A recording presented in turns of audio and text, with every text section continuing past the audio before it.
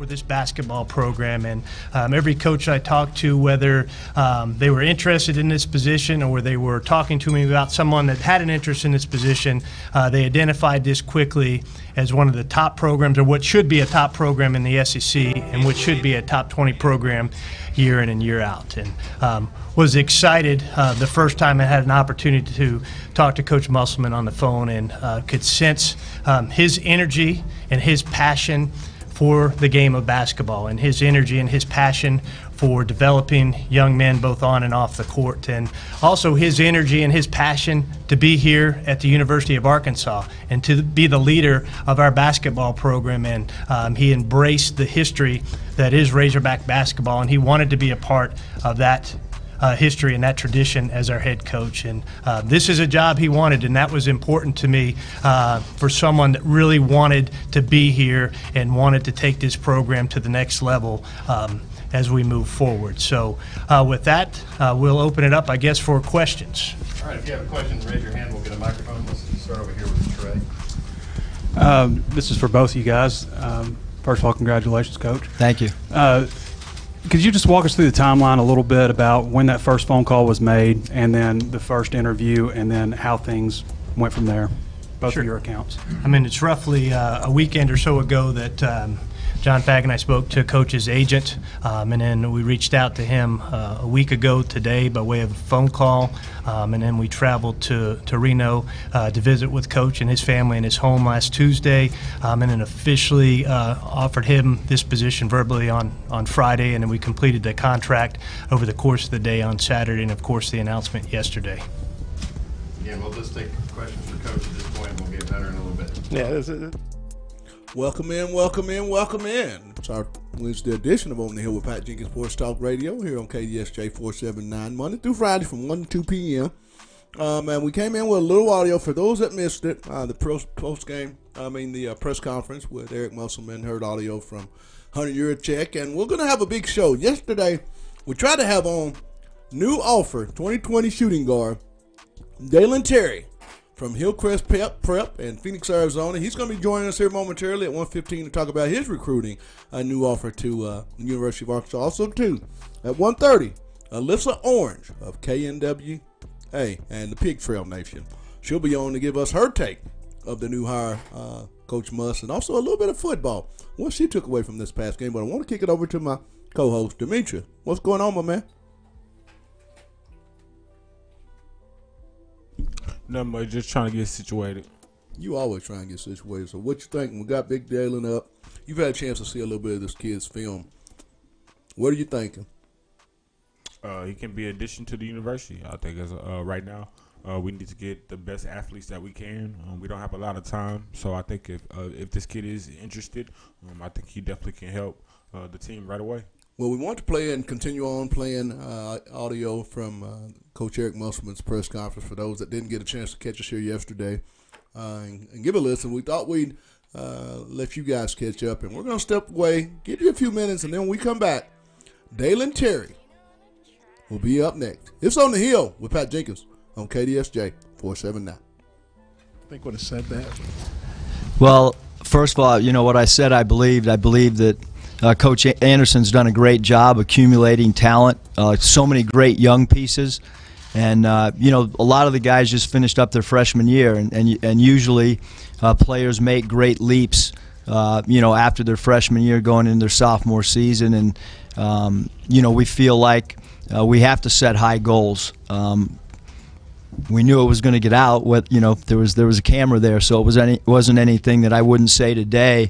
I mean, our goal is to make the tournament, next season, and that should be our goal every single season. I mean, that's really how I feel, and I think that's how our players feel. I mean, they didn't flinch when we talked about it, and then later on, I got to kind of eat with them, and we talked more and more about how that can happen and what we have to do as a group between now and November.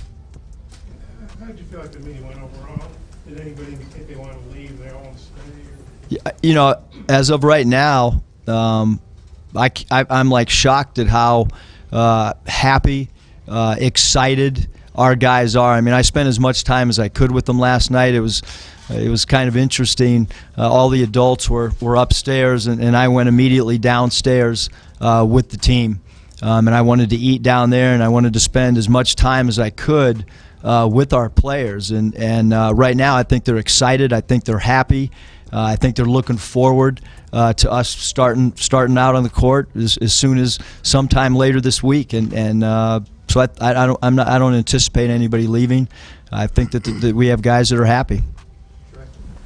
Coach, so you mentioned to the players that you had broken each of their film down and stuff and had an idea of where they need to improve and all that stuff. Is that something that you did just after you were hired, or is that something you did before going into the interview? And what kind of answers do you have for this roster also? As soon as Hunter called, I started watching film. And I kind of basically locked myself in a room and just started watching as much game tape as I could to see what the talent was. And then also, when Hunter and John came, I felt it was really important that I convey to them, my feelings on the team, and I wanted them to feel how excited I was about the job. And it's kind of easy just to go into an interview and just talk philosophically, but I wanted Hunter to know, like I'm really invested in this. And from the moment he made the first phone call, I don't know if there's, unless you sleep less than me, it's probably not humanly possible to watch as much tape as I had, until we had our first face-to-face meeting, and then I continued to watch as much tape as possible. And I think it's my job and our staff's job to really watch an entire season of tape between now and the next month or so.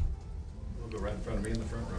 Eric, first of all, congratulations to you. What are your initial thoughts on possibly bringing Scotty Thurman back as assistant? And then on top of that, what about some of the other former Razorbacks with coaching experience like Corliss? Yeah, I mean, I think right now with our coaching staff is I really look forward to sitting down and meeting all the assistant coaches that were here last year, and we're still trying to figure everything out on what direction. But obviously, Scotty and all the guys have a great reputation amongst college basketball. So right now it's been a whirlwind for the last 48 hours, and I look forward to sitting down and spending time and picking all the guys' brains. Over to our left, Matt. You mentioned you've been here with LSU in the past. I wonder how much did that experience, having been here, did it make it easier or not to take the job? And then do you have any other previous experiences being here in Fayetteville? I think that definitely that, coming into this building, that particular season, it was the last home game here.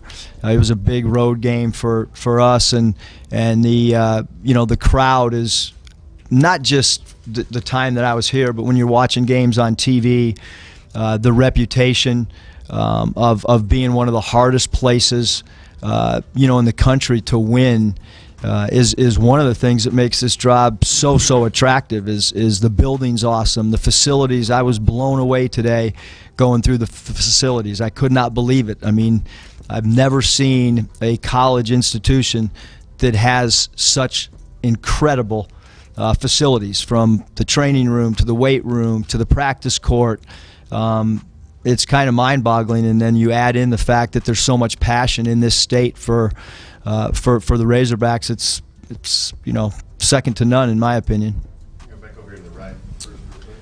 Coach, you have a real deep resume. You've obviously coached at the college level, the pro level, the NBA, international too. Haven't been in a Power 5 conference yet, though. Was that part? You spoke about challenges. Was that part of the interest for you? Was getting a chance to coach in a Power 5 conference? Yeah, I think that. When you're in the NBA, you're coaching against the Phil Jacksons and the Pat Rileys, and you're coaching against great coaches every night. And I've coached against Coach Calipari internationally when he was coaching the Dominican Republic, and certainly the opportunity to win really big is any coach in the country. And I think that's probably when Hunter made that phone call and you start diving into the rich tradition, and you can win big here in basketball. There's no question about it. Go back down here, Nate. Just from what I understand, you got dressed.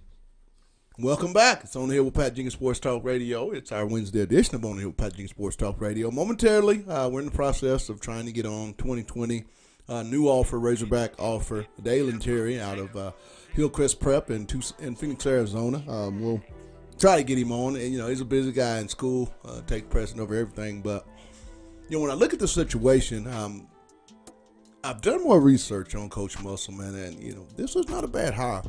The thing that I like is the intensity, the attention to detail, and his demanding of, that the kids play hard. Demetrius, when you look at this, a lot of people say Coach Anderson was a little laid back. Are you more of the type, do you want that fiery coach? Or, what were you more receptive to when you were growing up playing? Yeah, I'm definitely a big energy guy. I need a rampant guy. I think we were talking one day about you training kids and just the energy that you have to have training kids and the encouragement that kids, especially young adults, get when they see their trainer or their coach or mentor with the type of energy that they're asking from the kids. So, of course, I want that amped, that livid coach that, if a bad call is called towards my team, he's not scared to say something to the rep. He's not scared to get that tech if need be. Still under control and still knows how to control his emotions. But I do like those coaches that can be fiery and inspire me through emotional, because we know sports it's an emotional game. Had a situation, I'm one of the I'm one of those guys. I'm like you. I like that coach that shows a little passion, excitement.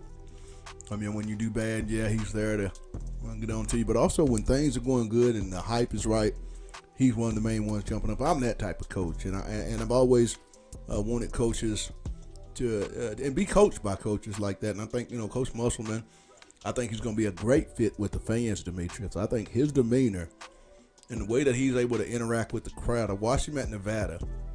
He just has a way of getting the crowd involved. And I think that's what the crowd here was kind of looking forward to. Kind of more like that Nolan, get on the officials, but push it to the limit and know when to cut it off. I think Coach Muss is going to be that type of guy.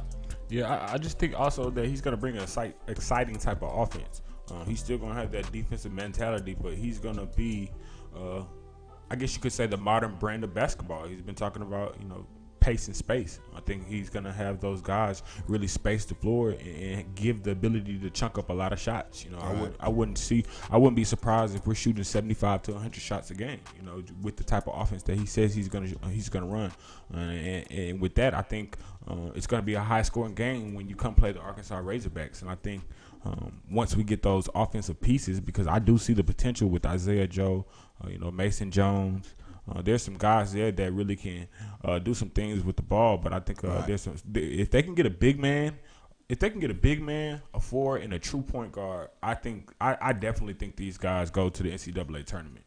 Javian Hamlet, a guy that the previous staff, Coach T.J. Cleveland's staff, were recruiting before the coaching change, has announced. I think it's coming down to Loyola Chicago and Arkansas for his services.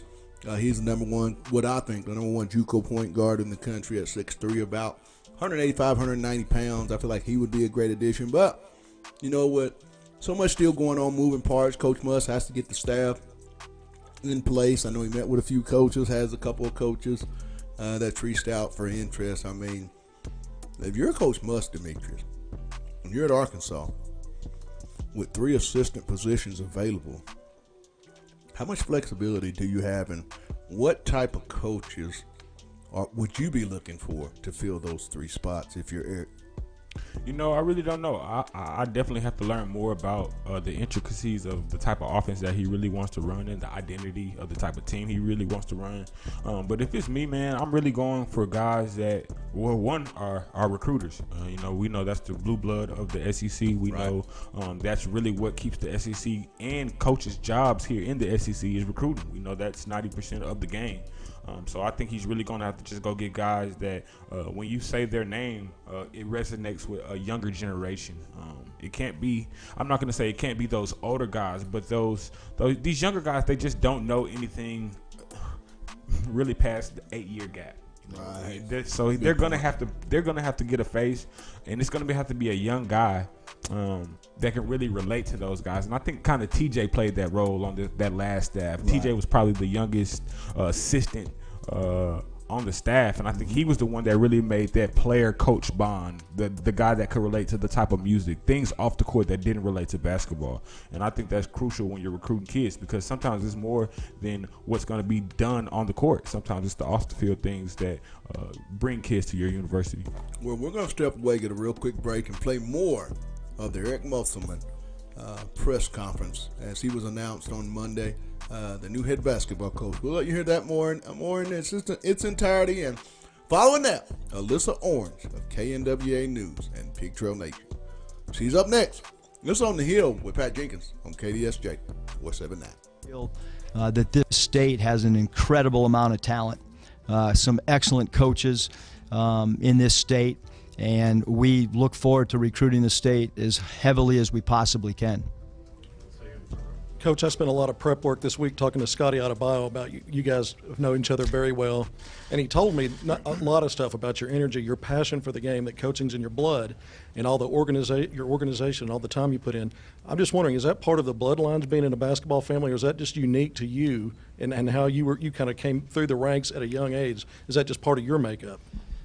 You know, I think just growing up in the household of a coach is you know, it's a different household, and I can, you know, when I was living in San Diego, I mean, I sat in Ray Kroc's suite basically 2 out of every 3 series that came, because my dad was best friends with Ballard Smith, who at that time was the president of the Padres. And I remember sitting at my kitchen table and hearing my dad talk to Paul Brown when we lived in La Jolla, California, and Paul Brown had retired from coaching in the NFL, and he talked about preparation for your first team meeting. And so I've just been exposed to so much, and when I wasn't coaching, after my experience with the NBA, I spent 3 years really studying the college game, and along with that, I spent some time with the Oakland Raiders. Michael Lombardi gave me an office there, and I spent a great deal of time studying how football practices were organized.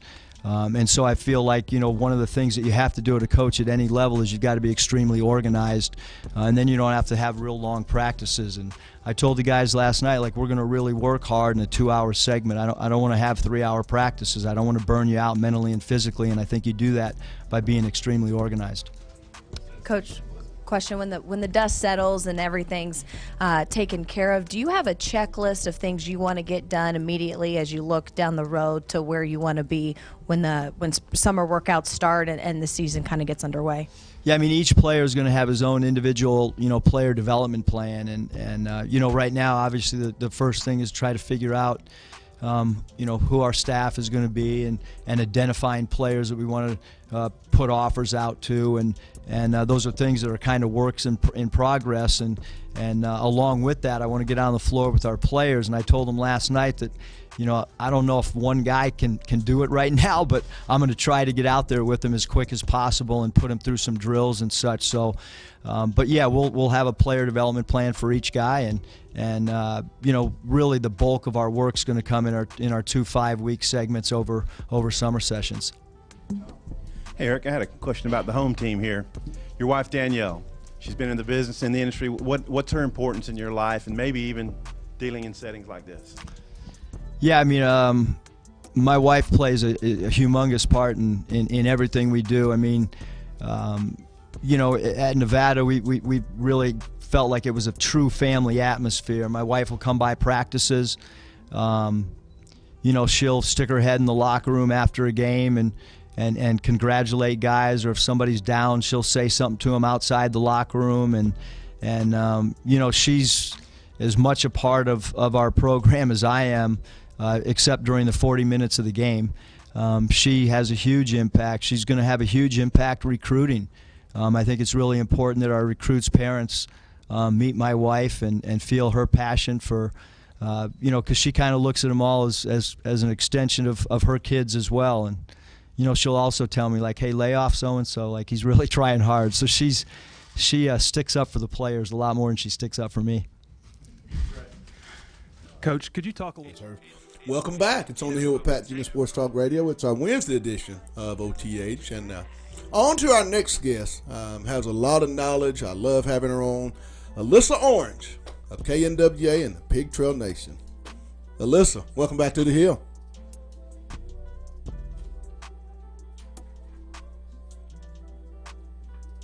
Can you hear me? I think I can hear her. Can you hear me, Alyssa? Can you hear me now?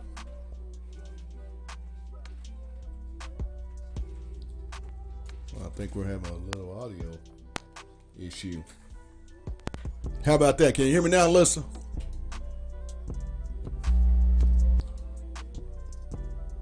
Hold on. We'll try. We'll hang up and we'll try back and get this straight. We'll take a real quick break.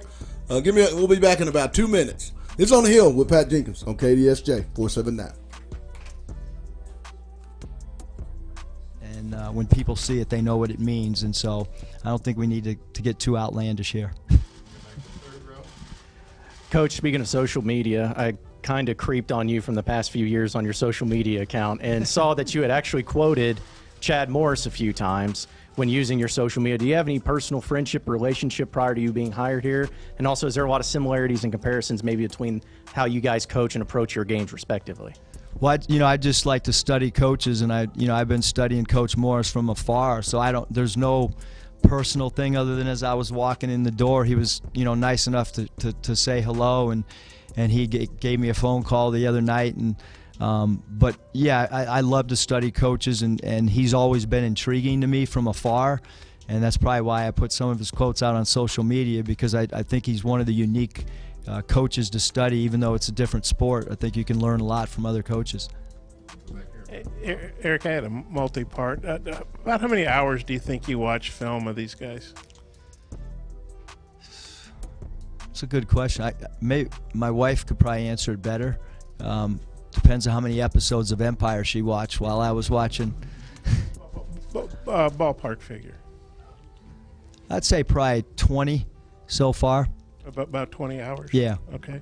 And then watching all that film, talking with the guys, how do you feel like the talent that's here fits what you want to do? And I assume you want to do a lot of NBA stuff with your background.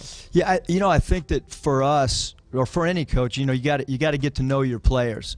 And I remember Chuck Daly saying, that you never know a player till you actually coach him. And so we've watched all this film, but I have to kind of figure out how the pieces fit together, and that's why I continually bring up this 5-week period. So many college programs just do individual work in the summer. We're going to have to do a lot of team stuff to try to get to know each other. I mean, everything's obviously new, and because of that, we're going to have to be in team environments and team settings, and it's going to be a work in progress. I mean, I think that your team should improve during the course of the season as well, especially with the new coaching staff. I know, like at Nevada, we got so much better those first 3 years as the season wore on. We always hit our peak in March, and so that I think that when you're new, I don't really know exactly how the pieces will fit yet. And you said you ran out 5 miles or whatever when Hunter called you. What was it like, I guess, a week or so waiting, and obviously he was talking to some other guys. I mean, what was that like, and how tough was that? It was hard on my family. I've been around the business so much, but the great thing is the communication with Hunter. And I think you're coaching in the NBA. your success as a head coach is how do you get along with ownership and your relationship with general managers, and at the collegiate level, how does a head coach and his athletic director, how is their relationship? And the thing that was like so exciting is the more I talked to Hunter, the more I was like, I really want to work for him. So the wait was, a day seems like a week seems like a month. But having said all that, I've been. Welcome back to On the Hill with Pace Jenkins Sports Talk Radio. I can't even talk today, Demetrius. I can't even talk. But on to the main thing. Alyssa Orange of KNWA and the Pig Trail Nation.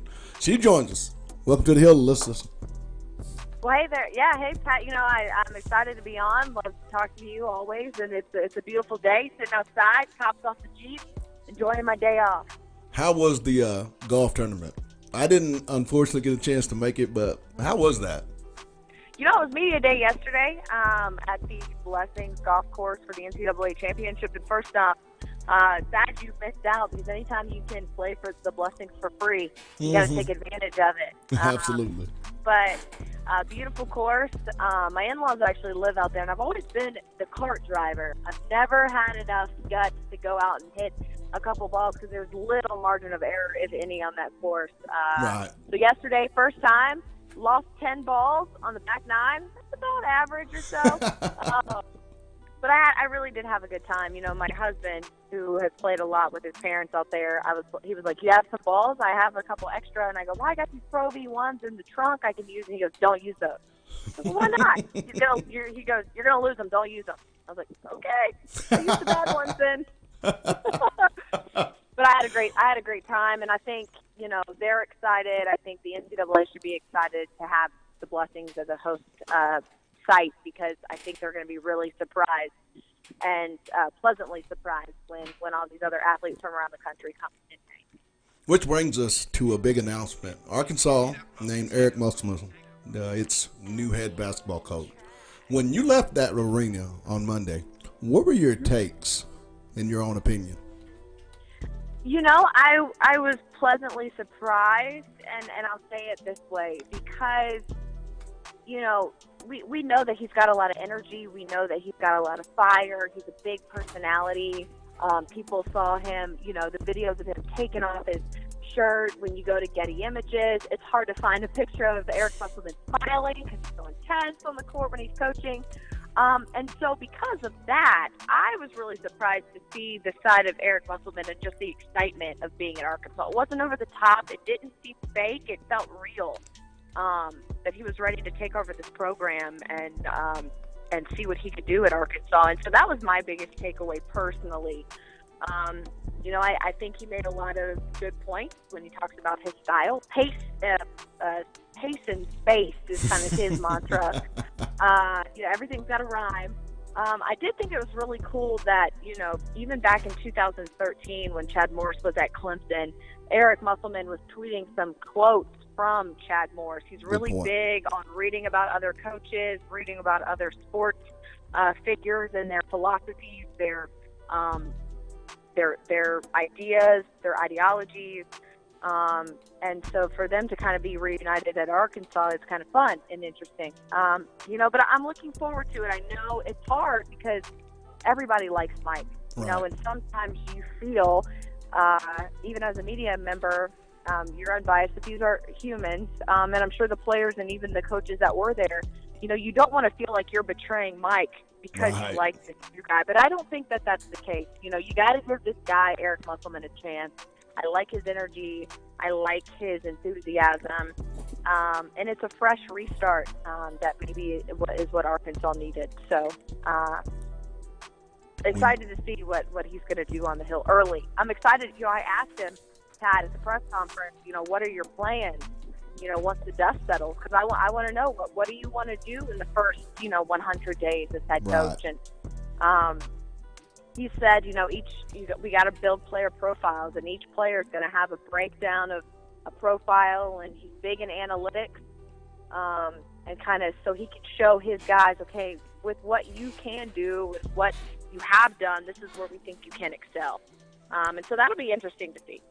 When you look at Eric, and he made a statement also to Alyssa that he thought the talent that he's inherited here at Arkansas was a more talented team that he had 2 years ago that made the Sweet 16.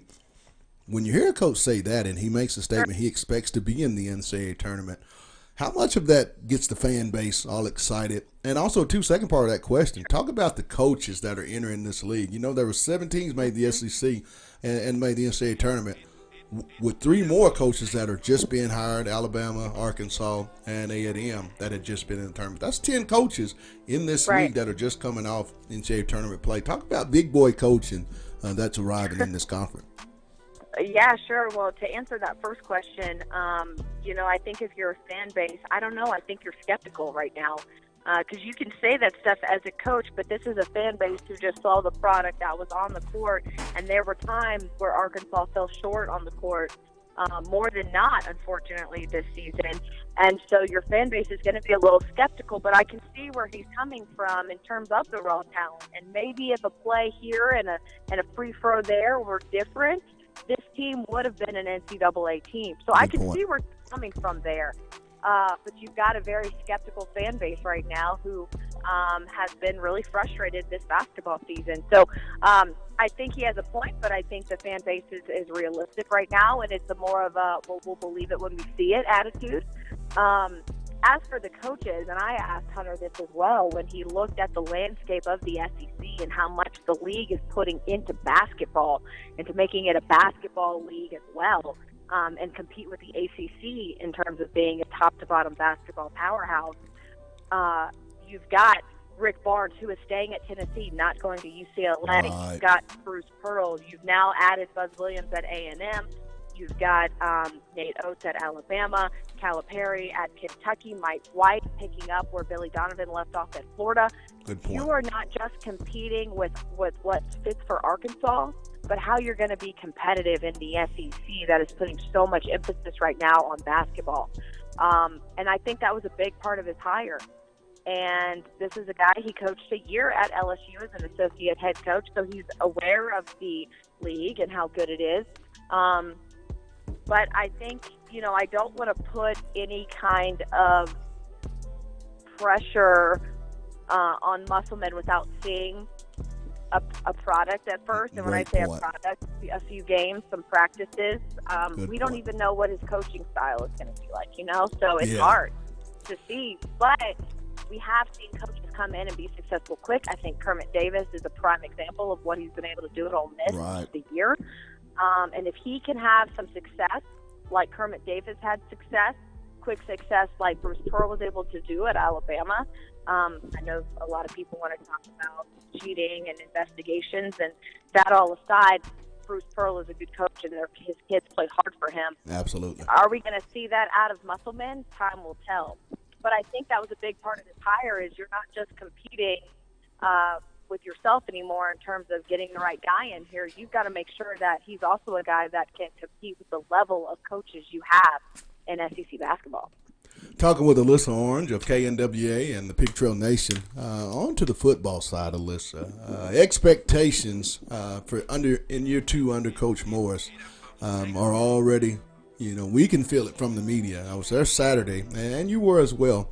What were some of the takes that you'll leave in preparation for this upcoming year 2 under Coach Morris that you were able to evaluate through spring ball heading into Saturday? Yeah, I don't want to make, and I might make some people mad. I'm very underwhelmed, to be quite honest with Pat. You'd heard a lot about Ben Hicks and him stepping in, him being familiar with the offense. And again, I know that there's a lot of pieces and a lot of things that need to happen. But some of the throws, some of the decisions, it was just very underwhelming. Right. When you're going 3 and out the first 3 possessions, you can't even move the ball. That kind of makes you scratch your head a little bit and be like, well, wait a minute. But I know that there's a lot of pieces that are being added, things that are doing. So, I hate to bash them too hard, but I thought I was going to see a little bit more offensively from this team than I did. But I was impressed with the young talent. Your guys like Trey Knox, Devin Bush, Eric Gregory, Morris and them are obvious that they're doing well in recruiting, and they Right. brought some pretty key pieces in. Give those key pieces a summer workout in the fall, and I think we're going to see a lot better of a product come their scrimmages in the fall, ready for that first game against Portland State. But for the spring game, which is vanilla anyways, I was a little overwhelmed, to be honest with you. Hey, Alyssa, as always solid. As I know when it's time to get the real, I know where to get it. The KNWA's Alyssa Orange. But as always, thanks for taking time out on the hill. Yeah, Pat, I appreciate it anytime, buddy. All right. See ya. That was Alyssa Orange of the KNWA and the Pictro Nation. A little more audio from Coach Musselman, and we may have a guest in this very next segment to close things out.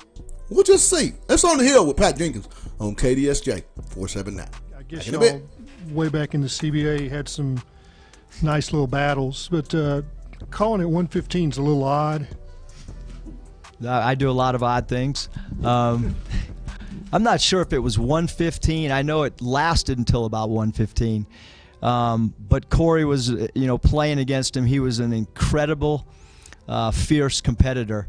And, I was looking at different recruiting lists. I was looking at, assistant coach possibilities. And all of a sudden I got a text from Patrick Beverly.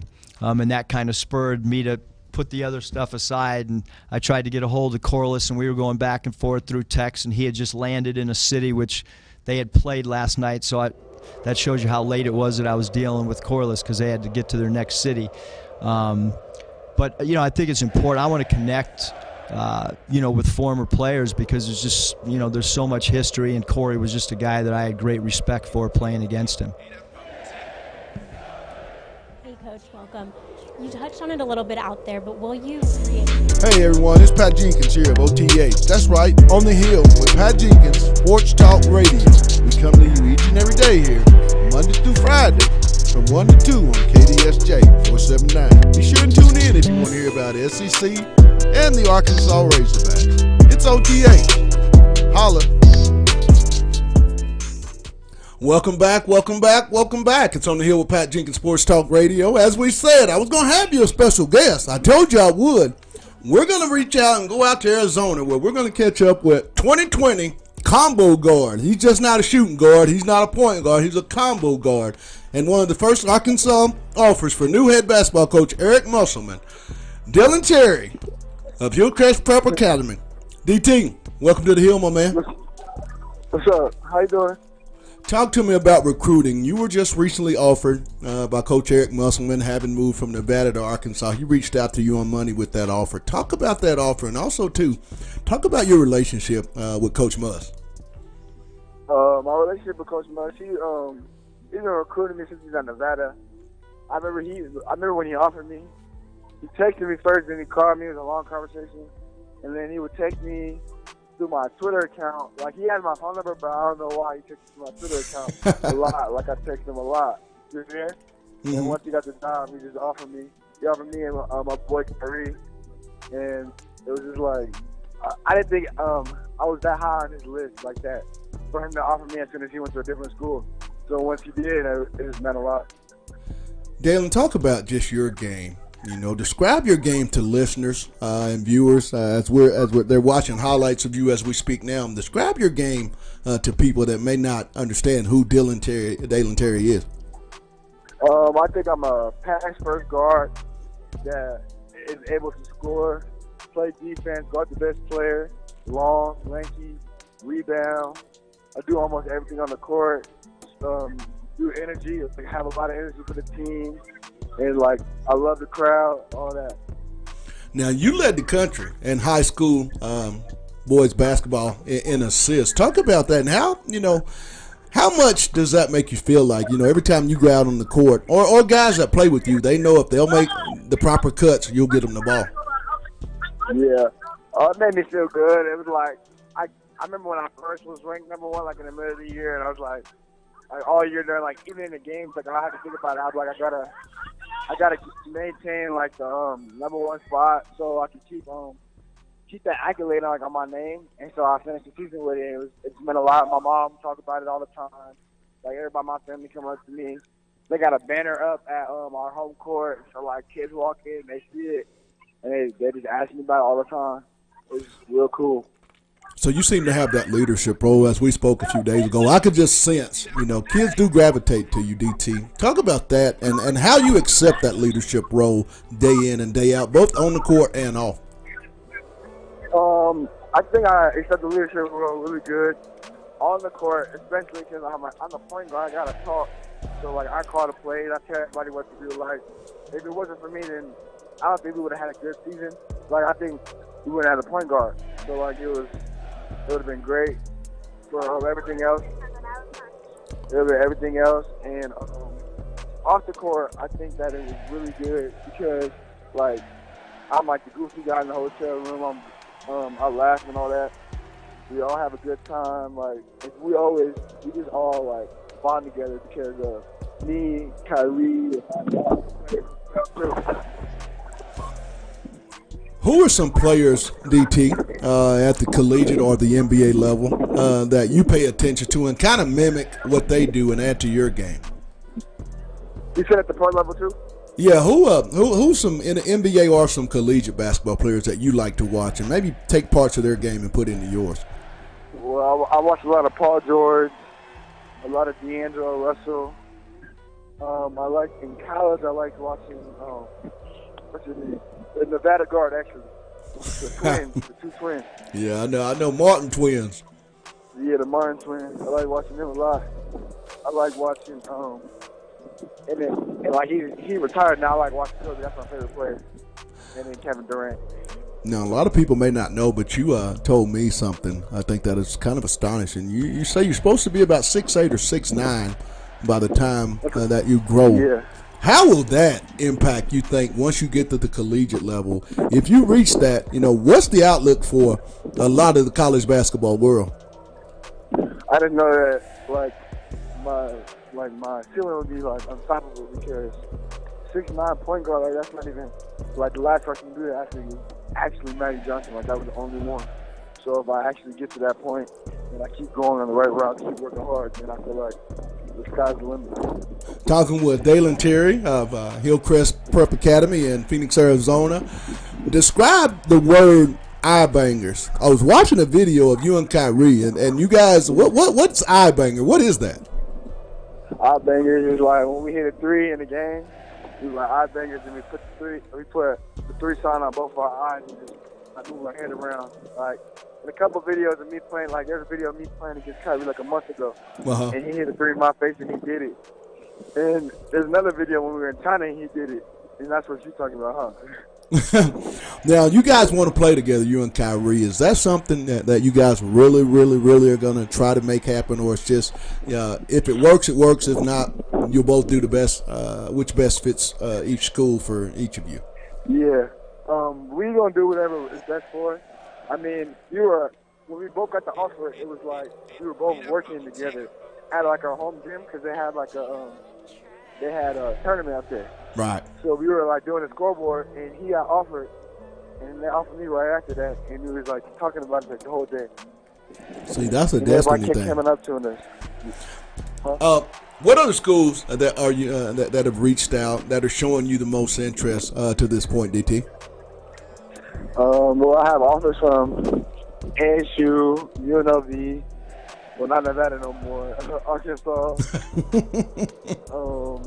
Marquette, who else? I'm trying to think, Utah, USC, Cal, and then I have heavy interest from Michigan, Texas, a whole bunch of schools with Ohio State. Well, and the list keeps going on. When we're talking with Dylan Terry of Hillcrest Prep Academy in Phoenix, Arizona, 2020 combo guard. Last question before I let you go, Dylan. I'm going to make a statement, and I want you to finish the statement for me. When basketball is done for Dylan Terry, he'll be doing what afterwards? I think I'm going to help my community in, giving back the skills, all my knowledge, and putting it back into, a program or training kids, stuff like that. Well, my man, love having you on today. We're going to make this a constant thing. I think what we might do is start doing a little diary with you every month and see how things are going throughout the summer. Yeah, you up for that? Yes, sir. Well, all right, man. Thank you. Have a blessed day, and thanks for taking time out on the hill, DT. All right, thank you. Bye. That was Dalen Terry of Hillcrest Prep Academy, 2020 combo guard, high prospect of Eric Musselman and staff here at Arkansas, as he was a major priority at Nevada. Didn't waste any time, Demetrius, reaching out to this young man. You saw us, man. What say you? And just hearing some of his comments. Well, it just sounds like a kid that he really loves.